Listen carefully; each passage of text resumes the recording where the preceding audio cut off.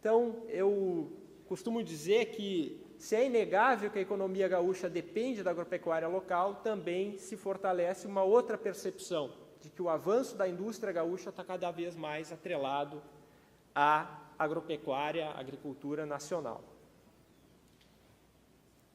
Bem, aqui eu tenho disposto a evolução do emprego nessa indústria, apenas a título de curiosidade, sendo que nós temos, no estado do Rio Grande do Sul, pelo menos 3 aglomerados produtivos nessa indústria de máquinas agrícolas, bastante conhecidos, né?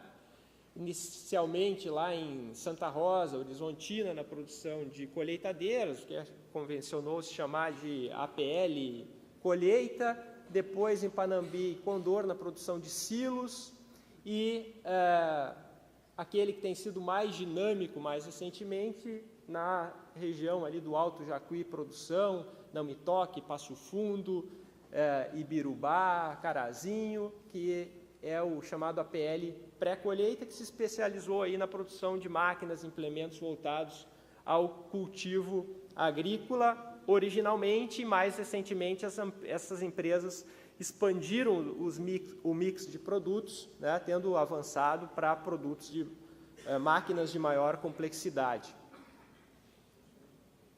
Aqui é o reflexo da crise, né? A partir de 2013 nós temos saldos negativos no emprego, como reflexo da queda da produção de máquinas, foi mais sentido lá em Panambi, Santa Rosa, Passo Fundo e Não Me Toque, no Rio Grande do Sul, com saldo negativo. Nos últimos 21 meses seguidos, o saldo nesse setor tem sido negativo, com uma perda aí de mais de 7 mil empregos. Então, eu volto à pergunta: por que se atribui tamanha relevância à agropecuária? E, através dessa figura, a gente tem uma percepção melhor, né? Se a agropecuária está situada aqui no segmento dentro da porteira, naquela definição do agronegócio, lá da década de 50, do Davis e do Goldberg, que se tornou um clássico, né? Existem atividades antes e depois da porteira que se beneficiam da produção agropecuária diretamente, né? É a indústria de transformação, que principalmente está vinculada à agropecuária, e aqui eu não trouxe os dados dos serviços, que são mais difíceis de serem identificados, mas, sem dúvida, existem diversos tipos de serviços, de armazenagem, de distribuição da produção, que também são induzidos, são beneficiados pela expansão agropecuária. Os dados da indústria extrativa de transformação do Rio Grande do Sul, eu fiz um exercício aqui de agregação das atividades que podem ser caracterizadas como do agronegócio. Pelo menos 30% das atividades da indústria de transformação do Rio Grande do Sul podem ser assim classificadas, o que demonstra o peso da atividade agropecuária e seus reflexos sobre as demais atividades. Então, se destaca o abate, fabricação de produtos da carne, fabricação de tratores, máquinas e equipamentos, moagens de produtos amiláceos, aí, o trigo, o arroz, fabricação de óleos e gorduras, laticínios, bebidas alcoólicas e assim por diante. E nessa agregação também a gente percebe que praticamente 2/3 do que se exporta do Rio Grande do Sul são produtos do agronegócio. Os efeitos adversos da crise, eles foram menos percebidos nesse setor, mas eles foram sentidos.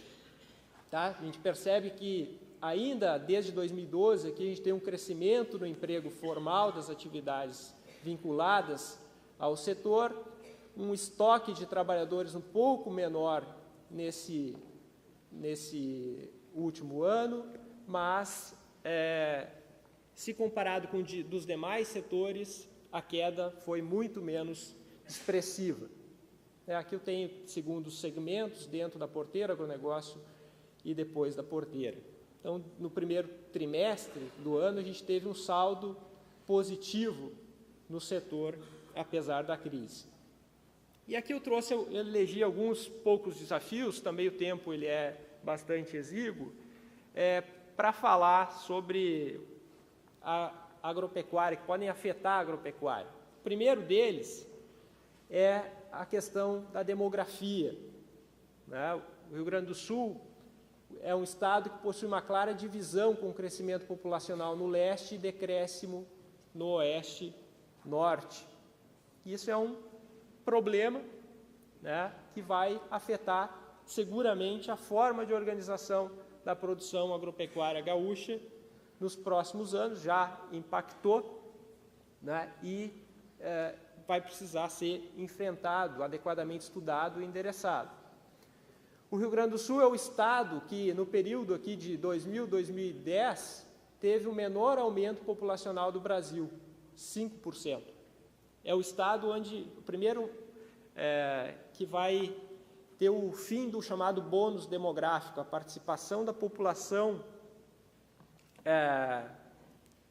potencialmente ativa no total da população vai cair. Isso se deve ao menor ritmo de crescimento populacional, principalmente ao aumento da participação das pessoas com mais de 65 anos. Então, a sucessão rural aqui é um problema que já é percebido em diversas regiões, né? Então, nós vamos ter aqui um decréscimo de população, vamos atingir o máximo de 11,1 milhões e, a partir de então, uma retração de população, né? Essas estimativas são mais seguras do que as econômicas, né? Existe um instrumental mais adequado para isso, e é algo que nós precisaríamos aí estudar.